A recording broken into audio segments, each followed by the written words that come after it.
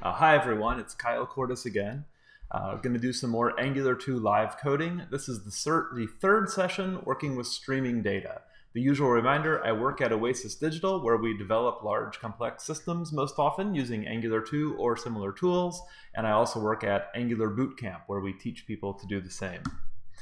We'll start with a quick refresh of where we were. This is the example application we're working on. I have this up so you can see the URL if you want to go take a look at the code. Of course, if you're looking at this a while from when I record it, there might be a lot of work more in the repository, but I am committing regularly, so you could follow the development through the commits if you'd like to. Here is where we left off last time with the source code of the application. We had just put in this little bit of code here. We had created this SSE injectable that we could use to subscribe to data over server-sent events, and then refactor that to become an observable, so we could use to subscribe to get it on the screen.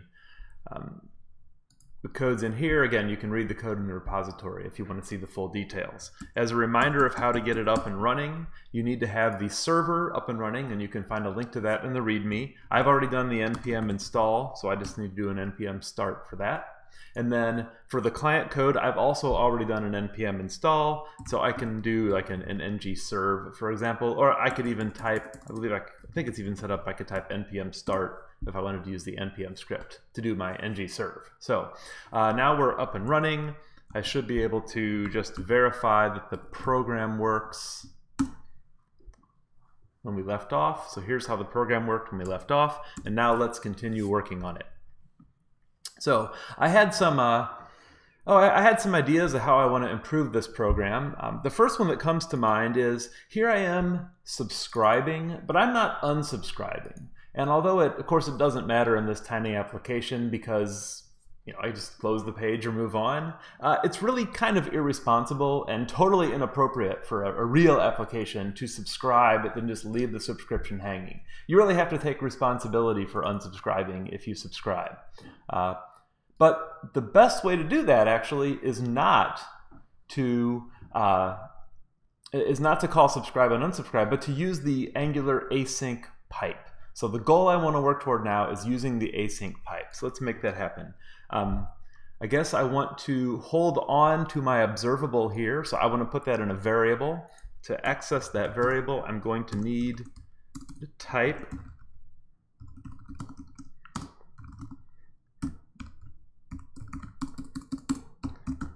live coding. The hardest part is typing somewhat correctly the first time, but that's how you know it is real. I really am making it up. I'm not copying and pasting it. It's not a rigged demo like you'll sometimes see in a conference presentation.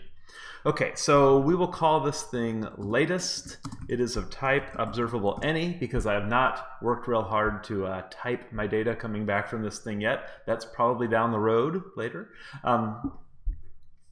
And then this latest, let me see here.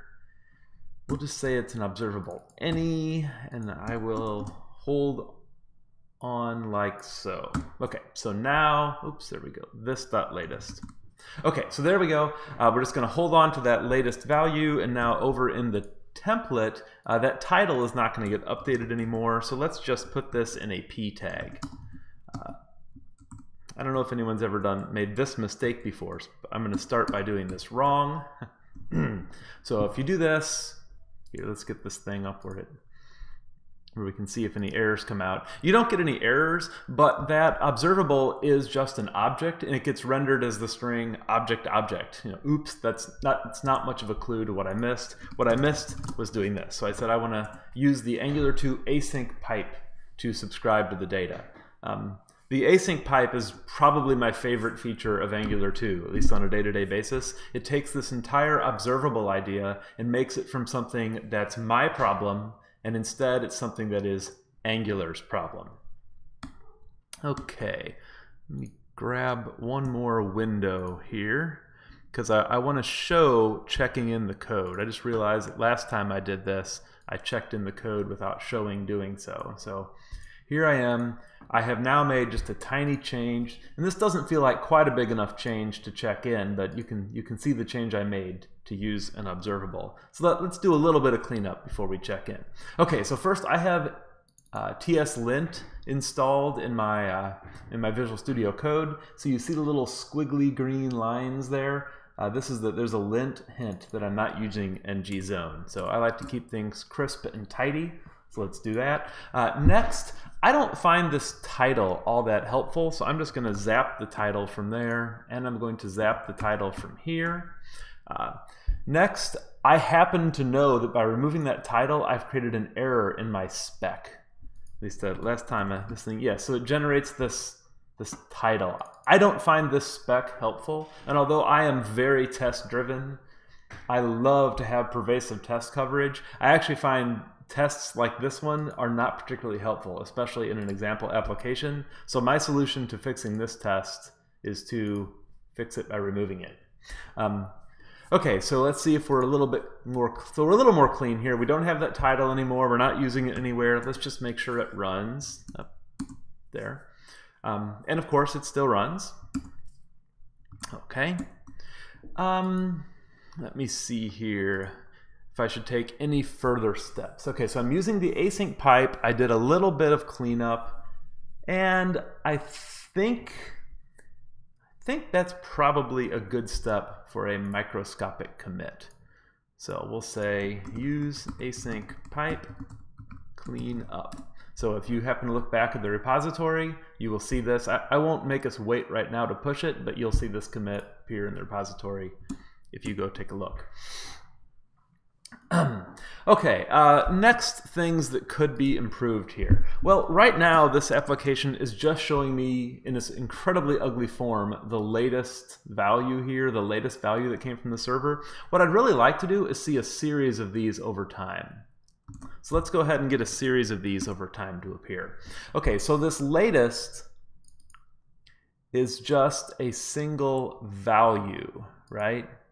And what I really want to do is I want to have a series of values. So I'm going to take advantage of knowing a thing or two about Rxjs. I happen to know that I can achieve this with a built-in Rxjs operator. So let's do add operator, and I happen to know that it's called buffer count. So there's an operator called buffer count. What buffer count means is take an observable stream that has single values and then buffer those up and then return them in chunks of 10. If I set it 10, I think that might be default. So you say, so I want to take this thing and I want to, here, I'll break this up in case I have to boost my font size later. So I want to do a buffer count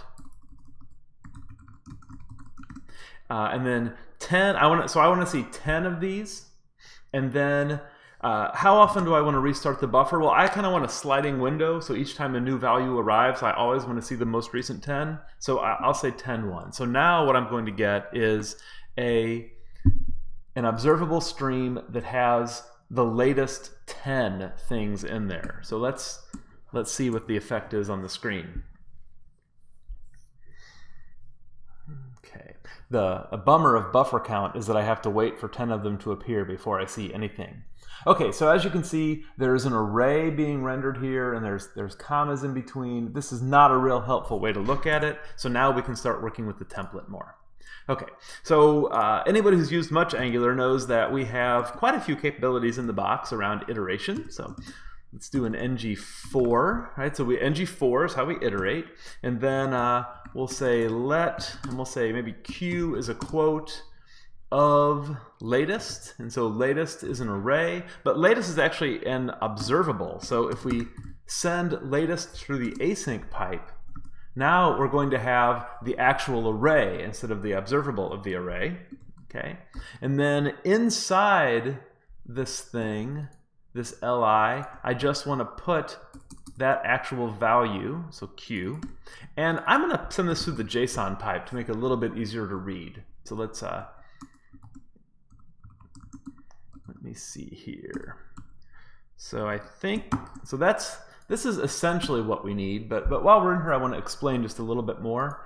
It's not immediately obvious, but you might first think that we're taking this and applying it to the async pipe, but the actual meaning here is as if you had parentheses here.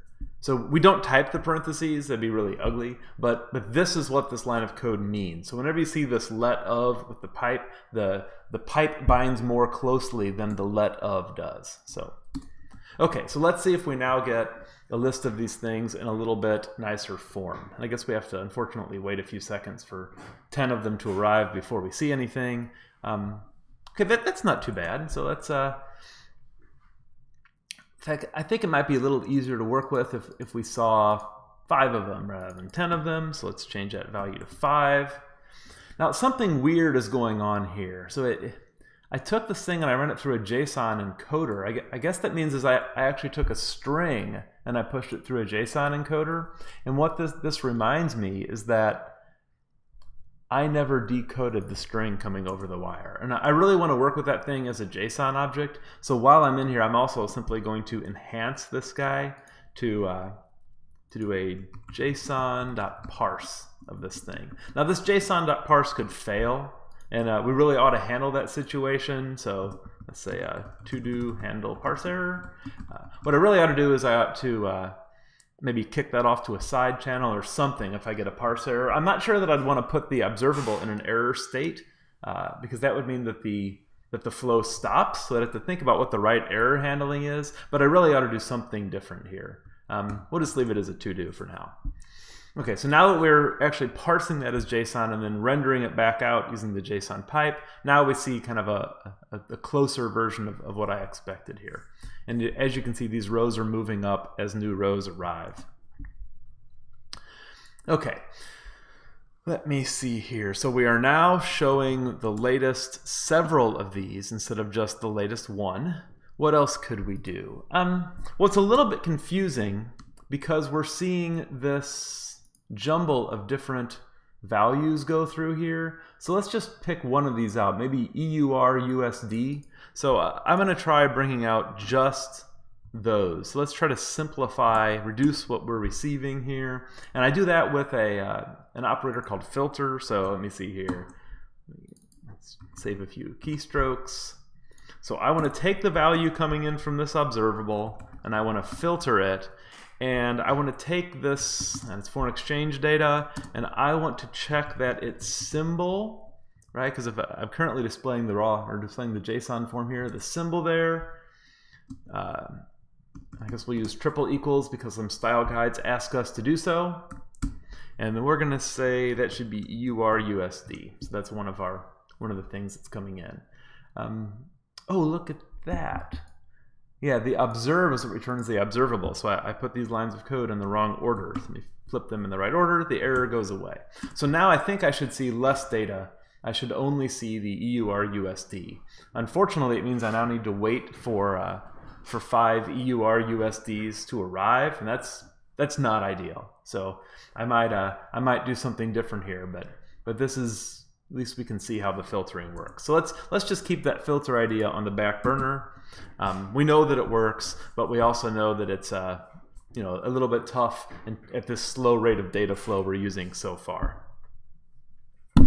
Okay, so I think I'd like to do, well, actually I'd like to commit this work because this is good progress, and I always like to commit good progress.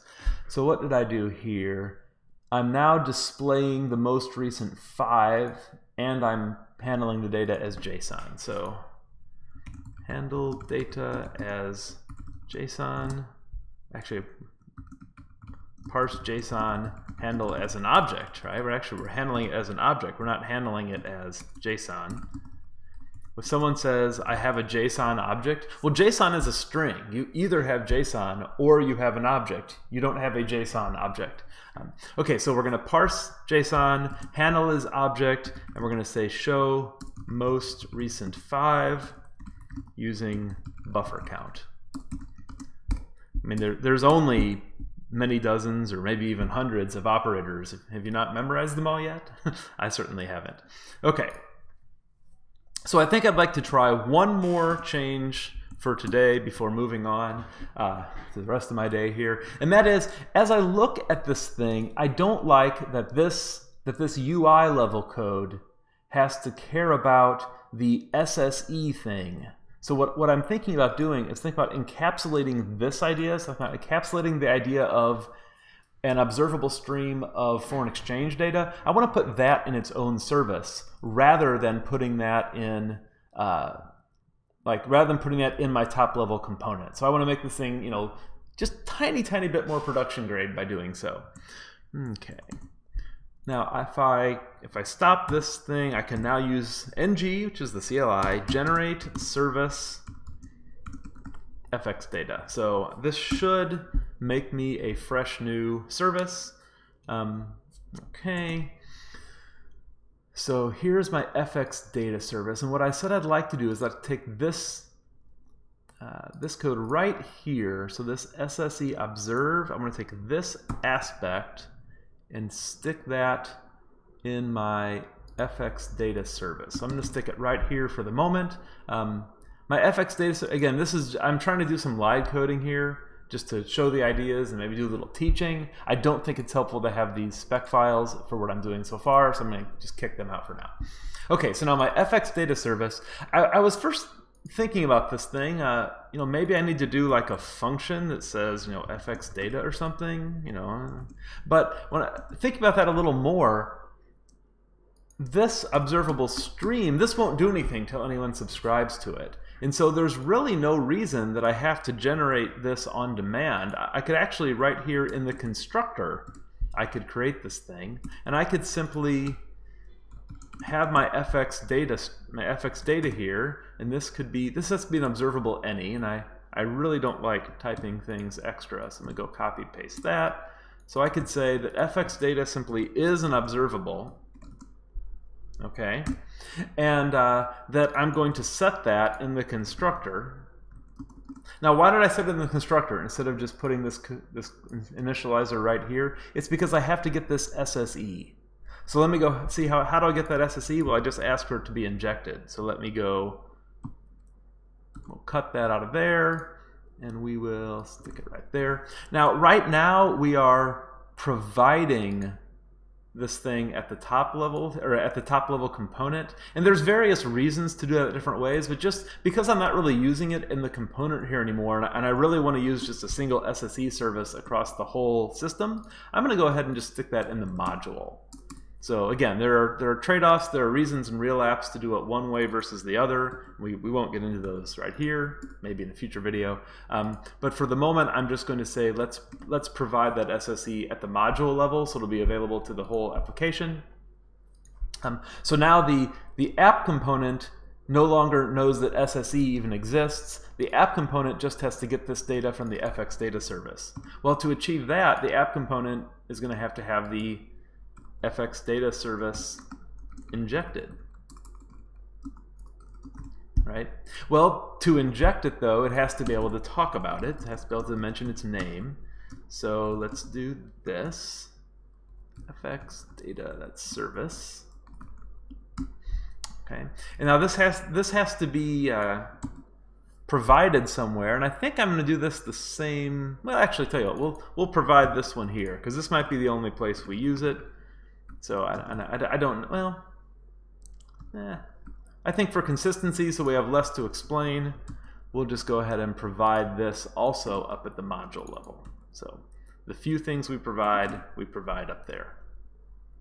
Okay, so now this fx data service, anyone that injects it can access this field, and as soon as this thing is instantiated, it's going to get wired up. I think I'm missing just one part here. I need this identifier. Now, some of us would go up here and just start typing, but again, time is short. No one likes to watch typing, so I happen to know I have that line of code in a different file, so almost always faster and more reliable to bring the line of code you need from somewhere else than it is to type it from scratch.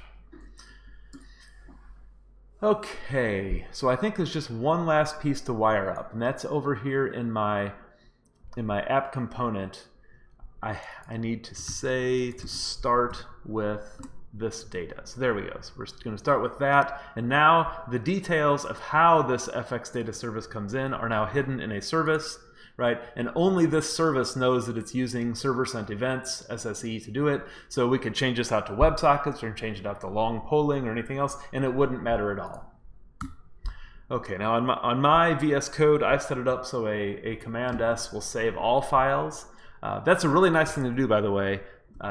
I guess if I had this running, but if I had the CLI serve running, by saving them all at once, I avoid churning the CLI, having it recompile and reload for each separate file. So there's definitely a development speed benefit if you set your IDE to save all. Okay, so in a moment that should finish and this should reload, although who knows, it might get an error. I guess you should always watch things when they're running. Okay, and then, ooh, did this not reload? Oh, I guess it didn't reload for me. Let's do it. Let's do it by hand. Okay, so the whole program still works.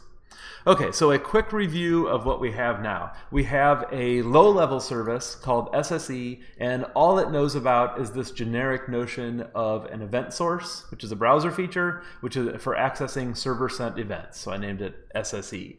There's nothing in here about this fake foreign exchange data. There are some loose ends about handling errors, but I have a feeling we might get through many, many more interesting parts of development before we deal with the error handling in here. Next, we have a high-level service called fxdata. It consumes the low-level service, and then it publishes an observable of the fxdata. Notably, it does not publish a function you call to get the observable. It just publishes the observable, and that's generally completely fine. There's really rarely a reason why you need to publish a function to get an observable. You can typically just hand out the observable because it already has the right behavior of not doing anything until anyone actually asks for the data. Next upward, we have this top-level visual component. We only have one visual component so far. It consumes the high-level fxdata data stream. It runs it through a buffer count so that it transforms those individual values coming through become sets of 5 values at a time, and then it publishes those into this latest field to be available to its own template. Its own template uses the async pipe to get the actual data instead of the observable. Has the wonderful effect that the async pipe is responsible for subscribing and also for unsubscribing, so many things are handled for us. It then uses ng4 in normal Angular 2 iteration to just put a list of things on the screen. Okay, so with that wrap up in place, I'm going to call it done for this session, and I guess I'll commit now, and please tune in next time if you're interested in having us help you guys at your company with this. Just a reminder, Oasis Digital develops code. Angular Bootcamp teaches you how to do it yourself. Bye-bye, everybody.